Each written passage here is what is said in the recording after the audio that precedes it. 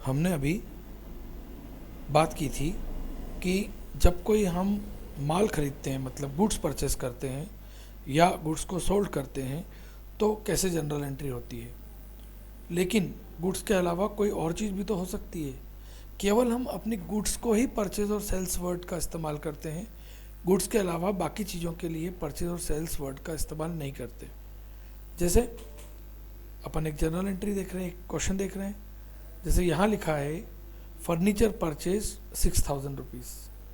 अब हमने क्या खरीदा, हमने फर्नीचर खरीदा, है ना। तो यहाँ फर्नीचर कोई माल थोड़ी ना होता जो हम परचेज वर्ड लिखेंगे, हमने फर्नीचर खरीदा। तो हम इसकी जनरल एंट्री क्या करेंगे, देखिए क्या आया हमारे पास, आया राम डेबिट क्या, furniture, furniture account debit to cash, क्योंकि हमने फर्नीचर खरीदा तो क्या आया, फर्नीचर आया। तो आया को डेबिट किया, फर्नीचर अकाउंट डेबिट, और कौन सा अकाउंट से गया, कैश अकाउंट से गया। Furniture account debit to cash 6,000 rupees का है, तो 6,000। ऐसे ही सेकेंड एंट्री में है बिल्डिंग परचेस की। बिल्डिंग भी कोई माल नहीं होता है, तो बिल्डिंग भी हमारी क्या होती है, असेट्स होती है। तो बिल्डिंग डेबिट टू कैश, क्योंकि बिल्डिंग आई। स्टेशनरी खरीदी, तो स्टेशनरी डेबिट टू कैश। किताबें खरीदी, बुक्स खरीदी, तो बुक्स डेबिट टू कैश, क्योंकि पैसा गया है इन सब में।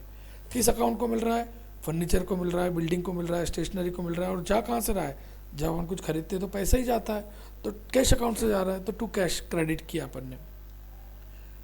फिर 7 अप्रैल की एंट्री है, मशीन बेची आपने, मशीन सोल्ड। तो मशीनरी सोल्ड किया आपने, तो क्या हुआ, अब जब आप कोई चीज़ बेचते हो तो क्या होता है, पैसा आता है। तो cash account debit to machinery 20,000। Books बेची तो cash account debit to books.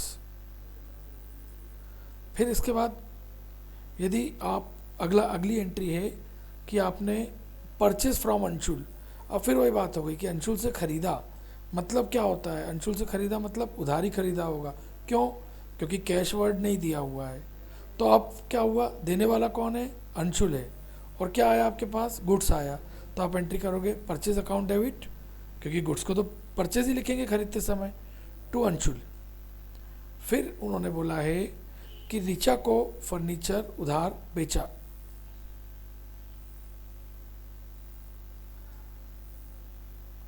उन्होंने बोला है purchase of furniture from Richa 25,000, मतलब आपने ऋचा से 25,000 रुपये का फर्नीचर खरीदा। इसका मतलब क्या निकलता है कि कुछ नहीं बोला ना, मतलब आपने क्रेडिट में परचेस किया, उधार में खरीदा। और जब आप उधार में खरीदते हो तो आपको नाम लिखना पड़ता है। जैसे फर्नीचर आया तो furniture account debit to Richa. To Richa क्यों लिखा, क्योंकि देने वाली ऋचा है, यहाँ पर कोई कैश नहीं जा रहा है आपके पास से। अच्छा एक बात और बता दूं, ऋचा जो है वो पर्सनल अकाउंट है, व्यक्ति है, इसलिए उसके आगे अकाउंट शब्द नहीं लिखेंगे आप, केवल ऋचा लिखेंगे। अगली एंट्री है कैश परचेज ऑफ गुड्स। आपने नगद माल खरीदा, क्या हुआ, फिर से गुड्स आया, purchase account debit to cash.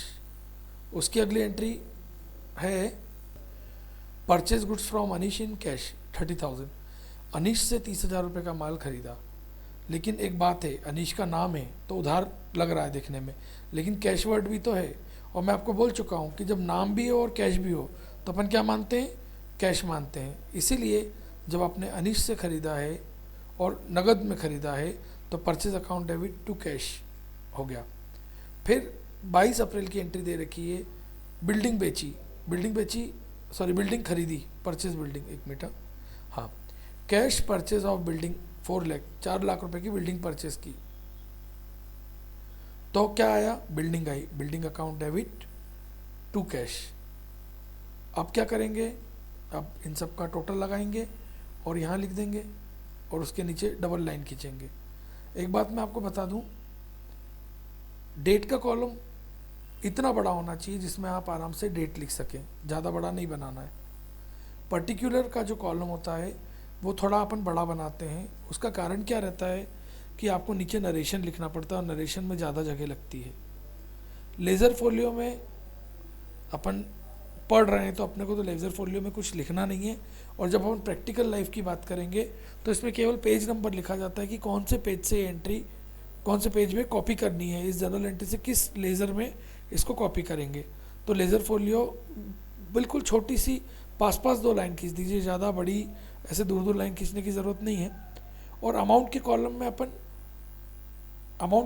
अपन क्या करते हैं, अमाउंट जो रहता है वो जितने में अमाउंट आ जाए उतनी जगह खींचना है। मतलब सबसे बड़ा पर्टिकुलर का कॉलम होना चाहिए और एलएफ का कॉलम बहुत छोटा होना चाहिए, और अमाउंट आराम से आ जाए, ये अमाउंट के कॉलम में डेबिट और क्रेडिट लिखना चाहिए। फिर इसके बाद general entry in the books of, ये भी लिखना ज़रूरी है हर क्वेश्चन में ऊपर कि किसकी बुक में आप जनरल एंट्री कर रहे हैं। ये अभी तो अपन ने एक भी क्वेश्चन में जो बिजनेस का मालिक है उसका नाम नहीं लिखा, लेकिन भविष्य में अपन लिखेंगे तो वहाँ अपने को काम आएगा। आज इतना ही काफ़ी है, बाकी कल करेंगे।